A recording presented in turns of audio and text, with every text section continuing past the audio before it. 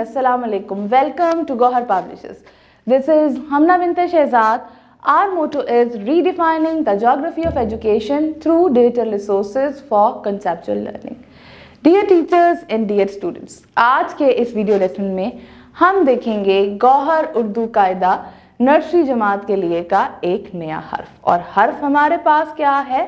जाल, यानी कि दाल की फैमिली का एक और हर्फ जो कि हमारे पास है जाल। तो इस आज के वीडियो लेसन में हम देखेंगे हर्फ जाल का तारुफ और उसकी पहचान। जैसे कि इसकी छोटी शक्ल नहीं होती तो हम छोटी शक्ल के बारे में बात नहीं करेंगे। तो हर्फ हमारे पास क्या है? जाल, और इसकी आवाज क्या है? ज। और क्या वोकैबुलरी है इसकी? जखीरा। जखीरा क्या होता है? जखीरे से मुराद ये है कि जब हम खाने पीने की बहुत सारी अशिया जमा कर लेते हैं, उनको स्टोर कर लेते हैं, तो वो हमारे पास कहलाता है जखीरा। ठीक है, आप क्लास में कैसे एक्टिविटी कर सकते हो? आप क्लास में इस तरह की भी एक्टिविटी कर सकते हो कि आप अपनी बहुत सारी चीज़ें इकट्ठी करके साइड पे रख लो, जो भी आपके पास स्टेशनरी आइटम्स हैं, तो वो बन गया आपका जखीरा। अब जाल को लिखना कैसे है? जाल को लिखना है, आपने उंगली की मदद से हवा में एक दफ़ा मैं लिखूंगी और दूसरी बार आपने मेरे साथ लिखना है। पेंसिल देखिए, जाल और ऊपर नुक्ता। ठीक है जी, आगे देखिएगा, जाल और एक नुक्ता ऊपर। अब सफ़ा नंबर 52 पे हम देखेंगे गौहर उर्दू नर्सरी कायदा का सफ़ा नंबर 52। इस सफ़ा नंबर 52 पे अब हम देखेंगे अपनी लिखाई को। जी, सबसे पहले जाल जखीरा। अब पेंसिल फेरनी है, जाल नुक्ता, जाल नुक्ता, जाल नुक्ता, जाल एक नुक्ता ऊपर, जाल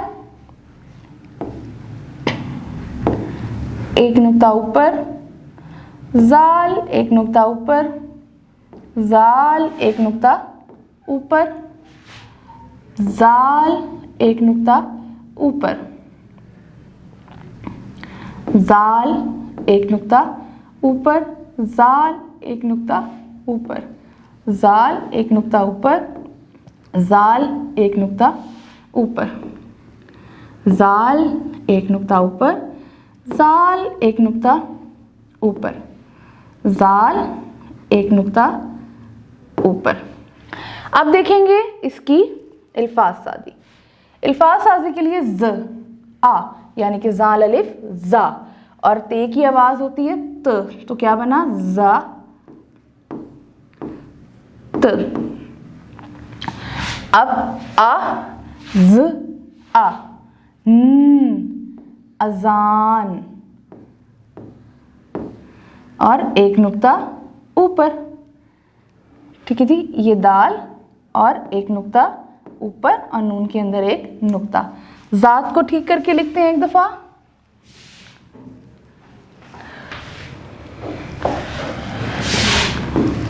जात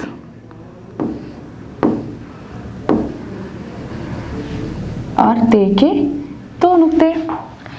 अब देखते हैं सफा नंबर 53 पे आमदो रफ्त के जराए। तो सबसे पहले हम देखेंगे आमदो रफ्त के जराए कैसे, जानने से पहले कि आमदो रफ्त क्या होती है। जब भी हम एक जगह से दूसरी जगह जाने के लिए किसी सवारी का इस्तेमाल करते हैं, तो वो जो सवारी का इस्तेमाल होता है वो कहलाता है आमदो रफ्त के ज़राए। आमदो रफ्त के ज़राए यानी कि आपको एक जगह से दूसरी जगह जाना है, आपको अपने घर से स्कूल तक जाना है, आप जो भी सवारी इस्तेमाल करते हो, रिक्शा, मोटरसाइकिल, साइकिल, गाड़ी, वो आपकी आमदो रफ्त का ज़राया है। जब हम आमदो रफ्त के ज़राए के बारे में बात करते हैं तो आमदो रफ्त के ज़राए हमारे पास 3 तरह के होते हैं। हमारे पास आमदो रफ्त के ज़राए ज़मीनी ज़राए होते हैं, हमारे पास आमदो रफ्त के ज़राए आबी ज़राए होते हैं, और तीसरे हमारे पास होते हैं आमदो रफ्त के ज़राए जिसको हम हवाई आमदो रफ्त के ज़राए बुलाते हैं। अब ज़मीनी आमदो रफ्त के ज़राए कौन से ज़राए होते हैं? ये वो वाले ज़राए होते हैं जिसके लिए हम सड़क पर या रेल की पटरी पर यानी कि ज़मीन पर हमने एक जगह से दूसरी जगह जाना है, जैसे कि मोटरसाइकिल रिक्शा, साइकिल, रेलगाड़ी, टांगा, मोटरसाइकिल, ट्रक और मेट्रो बस।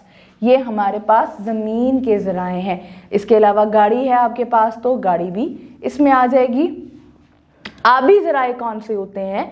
आबी ज़राए वो वाले ज़राए होते हैं जिनको हमें एक दो जगह से दूसरी जगह जाने के लिए पानी पे जाना पड़ता है, जैसे कि बहरी जहाज़। और हवाई हमारे पास ज़राए कौन से होते हैं आमदोरफ्त के? ये वो वाले ज़राए होते हैं जिनके थ्रू हम हवा के थ्रू हम ट्रैवल करते हैं, जैसे कि हवाई जहाज़ हो गया, हेलीकॉप्टर हो गया।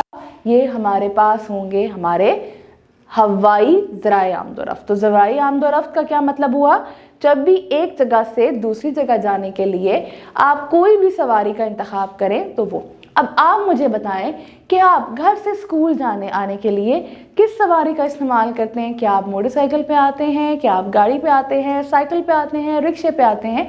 किस पे आते हैं? और मुझे साथ साथ ये भी बताइएगा आपके अब्बू कौन सी सवारी इस्तेमाल करते हैं और आपके दादा कौन सी सवारी इस्तेमाल करते हैं। मुझे उम्मीद है कि आपको आज का वीडियो लेसन पसंद आया होगा।